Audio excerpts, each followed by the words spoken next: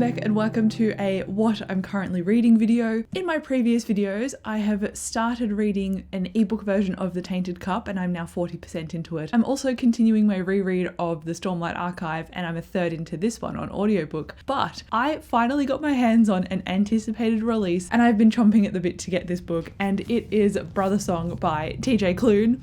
And I am now quite a significant chunk into it. I'm about halfway. I've already cried 3 times and I'm loving life. It is book 4 in a male-male, I guess, romance, but that's like a subplot compared to what is actually going on with the werewolf and the politics and the small town of Green Creek. And I love this book and this series. And like I said, it's already given me so much emotional damage and I am keen for more. I can't really tell you what the synopsis of this one is, given that it is book 4 and it is intrinsically linked to the other 3 in the series.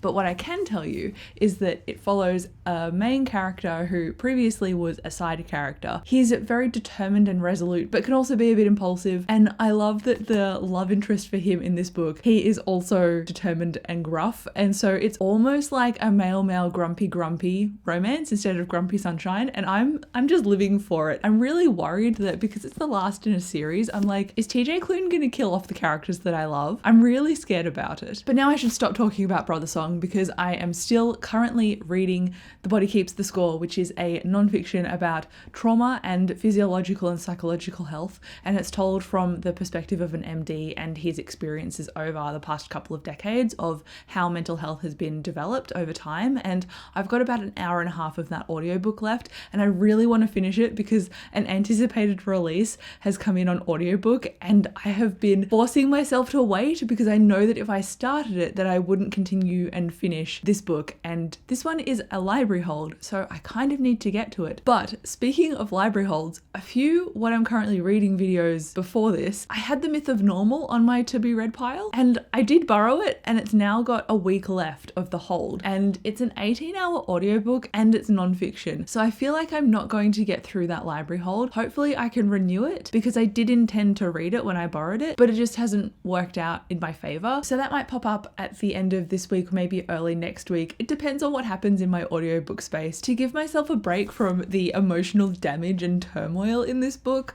I don't really want to go into a psychological trauma-filled story in my non-fiction. So will I listen to more of The Words of Radiance? I don't know. I know this is going to be a 5-star book. I know this is going to be a 5-star book. I know that I'm going to enjoy my non-fiction title, and I hope that the next one I pick up is also a 4 or 5-star book. So I'm having a great time reading right now and I don't really feel the need to change anything, but I will talk to you again later during the week. You'll see me in just a second. That is my reading for now and I can't wait to see what it looks like. It is now later in the week and I would like to report that this book killed me.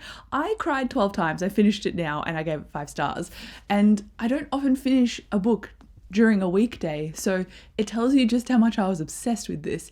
And I also read a werewolf book during the week of the full moon, which is just completely coincidental and I feel like it's an accomplishment. But then I'm also currently reading some other stuff, and that is an audiobook called The Phoenix Keeper. This one I feel like was marketed as a romantasy, unless I just completely misread the situation and I assumed it was a romantasy, because I thought it was a female-female romance set to the backdrop of a zookeeper with magical creatures, because it follows Ayla, who is a phoenix keeper, and she wants to reinvigorate the breeding program for phoenixes, and she has a rivalry with the griffin keeper, and that person is a woman. And I thought, oh, it's going to be a female-female romantasy. No, it's more like a cozy fantasy set in a zoo with magical creatures, and it very much focuses on Ayla's character development and journey because she's got such strong anxiety, and it's about her trying to reinvigorate everything but not wanting to present as a keeper. And I like where it's going so far, but it is not nearly the high echelons of a 4 or 5 stars that I was hoping it would be. So in that way I'm a little bit disappointed, but I am still enjoying the book in general, but I just thought it was going to be much better. And I want to make it clear that I'm not enjoying it because it's not a romantasy. I'm just not enjoying it as much because I'm personally just not connecting to the characters as well as I thought. I'm enjoying reading about them, but I just don't feel that spark or that connection, which is a bit disappointing. And I've got like 4 hours left of that audiobook. If I could finish it this week, that would be amazing. That would mean 2 books finished in 1 week, which I don't often get to do. And then after all of that fantasy, I feel like I need a bit of a break to cleanse my brain a little bit and focus on something new, or refocus, I guess. I'm going to give you a sneaky peek at a book haul that I haven't filmed yet, because I think this is going to be my next read, which is Casey McQuiston's new release, The Pairing, and it came out early August. And this one follows a bisexual male protagonist who I think is a chef, and he's got a rivalry with another chef that he ends up falling for. And that's why it's called The Pairing, because it's about food and wine. I don't know anything further than that, and I'm more than happy not to know anything more, because honestly, I loved Red, White and Royal Blue so much. It's one of my absolute favorite books of all time. So I have quite high expectations going into this one, and I really hope those expectations don't let me down, because they kind of let me down a little bit with The Phoenix Keeper, even though overall I am enjoying that one. I'm just not as connected to it as I thought. So I hope that doesn't happen with this one. I hope I end up absolutely loving it. But reading anything after Brother Song is probably not a good idea, because I'm in such a hangover from that book. Like, I cried so much during that book. I just love that world and those characters. And granted, if you're not super into the series, you might find the writing a bit repetitive, but I didn't really care. That to me reinforced emotion rather than got annoying. So I love that series so much. So following it up with anything is naturally going to put the pressure on the next read. And I hope that it just lives up to it, because maybe I'll end up being super emotional about 2 books in a row that end up being 5 stars after barely getting any 5 stars in all of 2024. That is what I'm reading right now. Thank you so much for watching this video. I'll come chat to you in the comments, and I'll see you in my next video.